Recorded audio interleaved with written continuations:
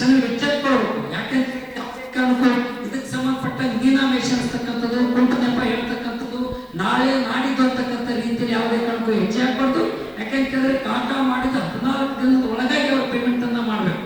ಆದ್ರೆ ಯಾವ ಕಾರಣಕ್ಕೂ ಕೂಡ ತಿಂಗಳಾದ್ರೂ ಪೇಮೆಂಟ್ ಅನ್ನ ಮಾಡದಂತೆ ಇರ್ತಕ್ಕಂಥ ನೀತಿ ಏನಿದೆ ಇದನ್ನ ನಾವು ಎರಡೂ ನನಗೆ ಸ್ಪಷ್ಟವಾಗಿ ಗೊತ್ತಾಯಿತು. ಒಂದು ಲಾರಿಯಿಂದ ಸುಮಾರು 1 ಟನ್ನು ಕಬ್ಬನ್ನು ನಮಗೆ ಕಮ್ಮಿ ಬರ್ತಾ ಇದೆ, ಕಾಟದಲ್ಲಿ ಮೋಸ ಆಗ್ತಾ ಇದೆ ಅಂತಕ್ಕಂಥದ್ದು ಸ್ಪಷ್ಟವಾಗಿ ನನಗೆ ಗೊತ್ತಾದರೆ ಇದರ ನಂತರ ನಾನು ಡಿ ಸಿ ಅವರಿಗೆ ಕೂಡ 1 ವೀಕ್ ಹಿಂದ್ಗಡೆ ನಾನು ಅದರ ಸರಿಯಾಗಿ ನಾನು ಒಂದು ಲೆಟರ್ ಕೂಡ ಕೊಟ್ಟಿದ್ದೆ. ಈ ಥರ ಆಗ್ತಾ ಇದೆ, ಮೋಸ ಆಗ್ತಾ ಇದೆ. ನಾನಂತಲ್ಲ, ಎಲ್ಲ ರೈತರಿಗೆ ನಮ್ಮ ರಾಜ್ಯದ ಅಧ್ಯಕ್ಷರಾದಂಥ ಚುನ್ನಪ್ಪ ಪೂಜಾರಿ ಅವರು ಅಧಿವೇಶನದಲ್ಲಿ ಇದನ್ನ ಎತ್ತುತ್ತಾ ಇದ್ದಾರೆ.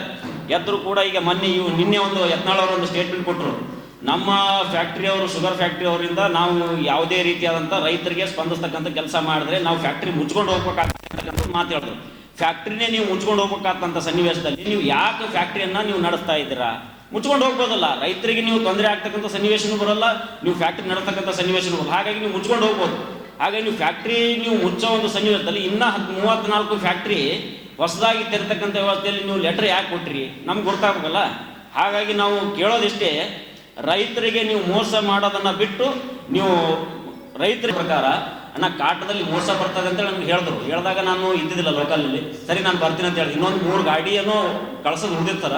ಆ ಟೈಮಲ್ಲಿ ನೋಡೋಣ, ಇದೊಂದು ಟೆಸ್ಟ್ ಮಾಡಿ ನೋಡೋಣ ಇರಲಿ ಅಂತೇಳಿ ನಾನು ಕಾಟ ಮಾಡಿ ನೋಡಿದಾಗ ನಾವು ಮಾಡಿರ್ತಕ್ಕಂಥ ಕಾಟಕ್ಕೂ ಮತ್ತು ಫ್ಯಾಕ್ಟ್ರಿಯವ್ರು ಮಾಡಿರ್ತಕ್ಕಂಥ ಕಾಟದಲ್ಲಿ ಸ್ಪಷ್ಟವಾಗಿ ನಮಗೆ ಕಾಣ್ತಾ ಇದೆ 1 ಟನ್, ಒಂದು ಗಾಡಿಯಿಂದ 1 ಟನ್. ಅಂದರೆ ನನಗೆ 14 ಎಕರೆ 20 ಗುಂಟೆ ಇರತಕ್ಕಂಥ ಹೊಲದಲ್ಲಿ ಸುಮಾರು ಒಂದು 18 ಲಾರಿ ಹೋಗಿದ್ದಾವೆ. 18 ಲಾರಿಯಲ್ಲಿ ಇದೇ ಥರ ಆಗಿರ್ತಕ್ಕಂಥದ್ದು ನಾನು ಸ್ಪಷ್ಟವಾಗಿ ಕಂಡಿದೆ ಸರ್. ಹಾಗಾಗಿ ನಾನು ಇದಕ್ಕೋಸ್ಕರ ನಾನು ಜಿಲ್ಲಾಧಿಕಾರಿ ಅವರಿಗೆ ಮನವಿಯನ್ನು ಕೊಟ್ಟಿದ್ದೆ. ಅದಕ್ಕೆ ಜಿಲ್ಲಾಧಿಕಾರಿ ಅವರು ಕೂಡ ಯಾವುದೇ ರೀತಿ ಸ್ಪಂದನೆಯನ್ನು ಕೊಟ್ಟಿಲ್ಲ. ಸರಿ, 1 ಲಕ್ಷ ರೂಪಾಯಿ.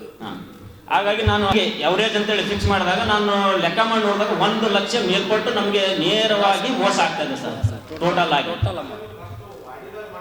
ವರ್ಗಕ್ಕೆ ಏನು ಬರ್ತೀವಲ್ಲ ಸರ್, ಆ ಬರ್ತಕ್ಕಂಥ ಸನ್ನಿವೇಶದಲ್ಲಿ ನಾವು ಲೆಫ್ಟ್ ಸೈಡಲ್ಲಿ ಒಂದು ವೇಟ್ ಬ್ರಿಡ್ಜ್ ಇದೆ ಸರ್, ಅಲ್ಲಿ ಮಾಡಿಸಿ ಆ ವೇಟ್ ಬ್ರಿಡ್ಜ್ ಅಲ್ಲಿ ನಾವು ಕಾಟ ಮಾಡಿ ನೋಡಿ ಸರ್. ಅವರು ಕಂಪ್ನಿಯವರು ಕೂಡ ನಮಗೆ ಫೋನ್ ಮಾಡಿದ್ರು ಸರ್, ಆ ಕಾಟದಲ್ಲಿ ಏನಾದರೂ ಮೋಸ ಇದೆಯಾ ನೀವು ಚೆಕ್ ಮಾಡ್ಕೊಳ್ಳಿ, ನಮ್ಮ ಕಡೆ ಏನು ಮೋಸ ಇಲ್ಲ ಅಂತ ಅವ್ರು ಹೇಳಿದ್ರು ಸರ್. ಸರಿ ಅಂತೇಳಿ ನಾನು ಮತ್ತೇನೋ ಒಂದು ಗಾಡಿನ ಕಾಟ ಮಾಡಿ ನೋಡಿದ್ರು ಸರ್.